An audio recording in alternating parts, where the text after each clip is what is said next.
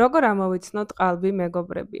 ერთ-ერთი საუკეთესო რამ, რაც ცხოვრებამ 34 წლის განმავლობაში მასწავლა, ეს არის ყალბი მეგობრების ამოცნობა, რადგან ბევრი ისეთი ადამიანი მეგონა მეგობარი, რომელიც სინამდვილეში მეგობარი არ აღმოჩნდა. ამ ყველაფრის გაანალიზება, დაანახვა ჩემთვის იყო ძალიან მტკივნეული და რთული, მაგრამ ამ ყველაფერმა ადამიანების ამოცნობაც მასწავლა და უფრო გამაძლიერა კიდეც. ამიტომ ამ ვიდეოში მინდა გაგიზიაროთ ჩემი პირადი გამოცდილება იმასთან დაკავშირებით, თუ როგორ ამოვიცნოთ ყალბი მეგობრები, ან საერთოდ შესაძლებელია თუ არა ასეთი ადამიანების დროულად ამოცნობა, რომ მერე გული ძალიან არ გეტკინოს და დანაკარგიც ძალიან დიდი არ იყოს. ვისაუბრებ რამდენიმე თვისებასა და ქმედებებზე, რაც მხოლოდ ყალბ მეგობარს ახასიათებს. ამიტომ იმედი მაქვს და ვფიქრობ, რომ ვიდეო იქნება ძალიან საინტერესო და გამიხარდება თუ დაალაიქებთ, დაწერთ კომენტარებს, გამოიწერთ ჩემს YouTube არხს, რადგან ეს იქნება ჩემთვის უდიდესი სტიმული და ერთგვარი უკავშირი თქვენგან. პირველი რამ, რაც ყალბ, ანუ ვითომ მეგობარს ახასიათებს, არის ის, რომ არ უხარია შენი წარმატება. სამაგეროდ ძალიან ახარებს, როდესაც ცუდად ხარ, დარდიანი ხარ, რაღაცას განიცდი, წარუმატებლობა გაქვს და ასე შემდეგ. მოკლედ, არც თუ ისე კარგად ხარ. ასეთ დროს ეს ადამიანი აუცილებლად დაგიდგება გვერდით, გაგამხნევებს, მხარს დაგიჭერს. შეიძლება წარმოუდგენელი რაღაცებიც გააკეთოს შენ გამო, მაგრამ როგორც კი აი ამ ცხოვრების ფსკერიდან მაღლა წამოსვლას დაიწყებ, უფრო ბედნიერი იქნები, დაიწყებ მუშაობა საკუთარ თავზე, შენი ცხოვრების სტილის უკეთესობისკენ შეცვლას, ახალი მიზნების დასახვას, ხომ? როგორც კი დაიწყებ ოდნავ უფრო საკუთარი თავის უკეთეს ვერსიად გახდომას, ეს ადამიანი ამას ვერ შეეგუება. მიუხედავად იმისა, რომ შეიძლება მაინც გამამხნევებელი სიტყვები გითხრას ადამიანმა, ყველანაირად ისე ილაპარაკოს, თითქოს აი ძალიან უხარია შენ ცხოვრებაში, რომ ყველაფერი კარგი ხდება, მისი სხეულის ენა, მისი მიმიკები გამოხედვა, მისი ქმედებები, ხომ? აუცილებლად დაგანახებს, რომ აი მკეთილი სიტყვების მიღმა ძალიან დიდი წყენა და ბოღმა იმალება, იმიტომ რომ როგორც არ უნდა ვიცრუოთ სიტყვებით, ჩვენი სხეულის ენა ყოველთვის ამბობს სიმართლეს.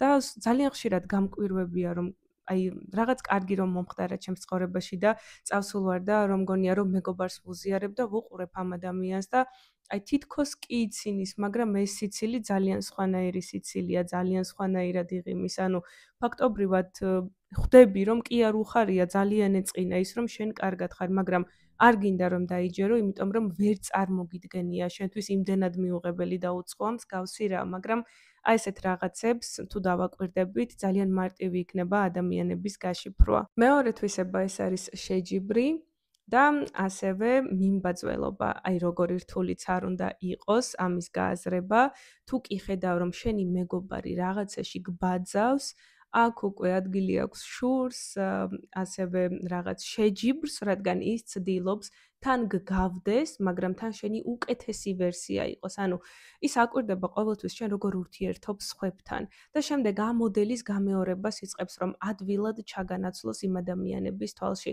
ასეთი რაღაც მომხდარა, მე მყავდა ასეთი მეგობარი და ეს ჩემი ცხოვრების ერთ-ერთი ყველაზე დიდი იმედგაცრუება იყო.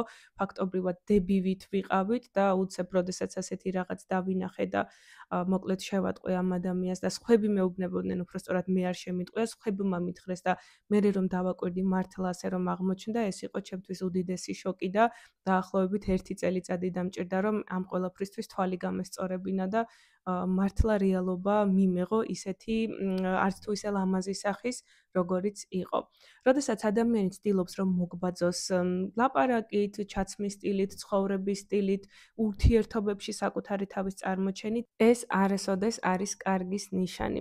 როდესაც ადამიანი შენთან გულწრფელია და მართლა მეგობრად აღგიქვამს, ის ადამიანი შენს ასე რომ თქვათ, რაღაც კოპირებას არ იწყებს. მოკლედ შენი თავის სხვა ვერსია არ ხდება. ის ისევ თვითონ არის, ინარჩუნებს თავის მეობას, აგრძელებს თავისი ცხოვრებით ცხოვრებას, უბრალოდ შენ გვერდით არის რთულ წუთებშიც და კარგ წუთებშიც მისი ნდობა შეგიძლია და ისიც ანალოგიურად იხარჯება შენთან ურთიერთობაში ემოციურად თუ ფიზიკურად და მოკლედ ეს არის ორი ზრდასრული ადამიანის ურთიერთობა, ორი ფსიქოლოგიურად ზრდასრული ადამიანის ურთიერთობა, მაგრამ როდესაც ხედავ რომ ურთიერთობაში ეს პიროვნება გეჯიბრება, ცდილობს რომ თავი გადაგამეტოს, განა ის რომ რაღაც მაგალითად ის თავის სფეროშია წარმატებული და შენ სფეროში არა, მას უნდა შენ იგრძნო, რომ ის შენზე ბევრად მაღლა დგას, ის შენზე უკეთესია, შენზე ლამაზია, შენზე ჭკვიანია, შენზე კარგი სამსახური აქვს, შენზე კარგი ურთიერთობები აქვს და ასე შემდეგ. სულ კონკურენციაშია ეს ადამიანი შენთან.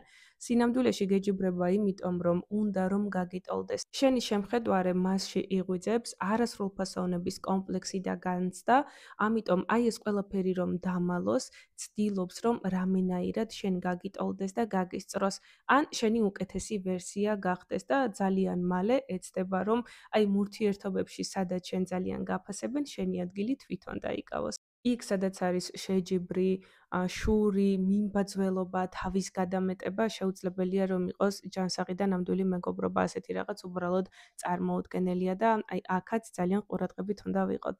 მესამე რამ, რაც თითქმის ყველა ყალბ მეგობარს ახასიათებს, კი არა და ზოგადად ფეიქ ადამიანებს, ასე რომ ვთქვათ, ყოველთვის ქრებიან, როდესაც რეალურად მათი გვერდში ყოფნა გჭირდება.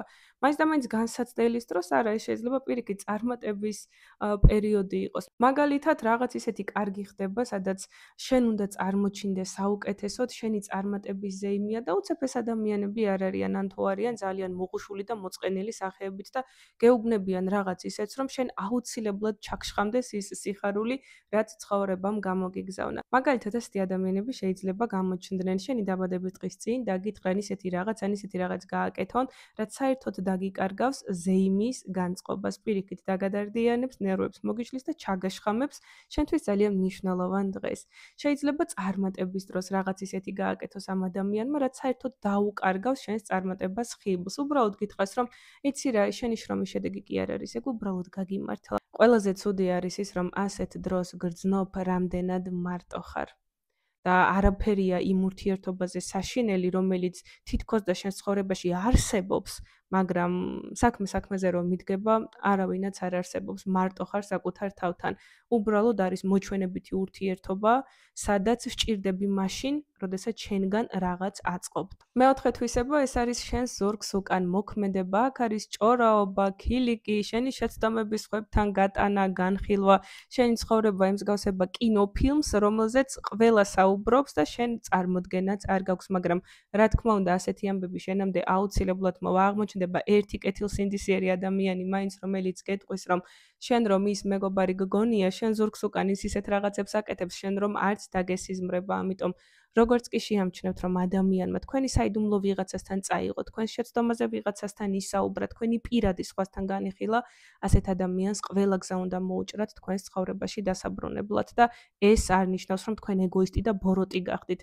ეს იმას ნიშნავს, რომ გაქვთ პირადი საზღვრები და გაქვთ ის ცხოვრება, რომელში ტალახის შემოტანის უფლებასაც სხვას არასოდეს მისცემ. მეხუთე რამ, რასაც ყალბი მეგობრები აკეთებენ, არის შენი შეხედულებების და პირადი საზღვრების უგულებელყოფა. ეს ადამიანები ეცდებიან ყველანაირად, რომ შენ მოიქცე ისე, როგორც მათ აწყობთ. ანუ რაღაც გთხოვეს ხომ და შენი ბუნებრივი პასუხია, რომ მაგალითად არ შემიძლია, მაგას ვერ გავაკეთებ, არ მცალია. მაინც იმდენს იზავენ, რომ დათანხმდები. ადამიანი, რომლისთვისაც სულ ერთია, შენ რაღაცა გინდა, არ გინდა, გიხარია, არ გიხარია, შენი რეაქცია არის აბსოლუტურად სულ ერთი, შენი განცდები, შეხედულებები მთავარია, მათ რა სურთ. და ყველანაირი მეთოდით ეცდებიან, რომ შენგან ზუსტად ის პასუხი მიიღონ, რა პასუხისთვისაც შენს კარზე დააკაკუნეს. და თუ ასეთი პასუხი ვერ მიიღეს, მერე იწყება მთელი ამბები. მოკლედ, ჩემო ძვირფასებო, ეს არის ის რამდენიმე თვისება და ქმედება, რაც მე შევამჩნიე იმ ადამიანებს, რომლებიც ერთ დროს მეგობრები მეგონდნენ. ძირითადად ეს ხდებოდა 25 წლამდე, რადგან მას შემდეგ ადამიანებს მეგობარს ასე მარტივად აღარ ვუწოდებ და ძალიან მიხარია, რომ ცხოვრების ეს გაკვეთილი კარგად ვისწავლე. ძალიან გამიხარდება თუ კომენტარებში თქვენს მოსაზრებებს და თქვენს გამოცდილებას გამიზიარებ, რას დაამატებდით იმ ყველაფერს, რაც მე ჩამოვთვალე. გემშვიდობებით შემდეგ შეხვედრამდე და გისურვებთ ულამაზეს დღეებს.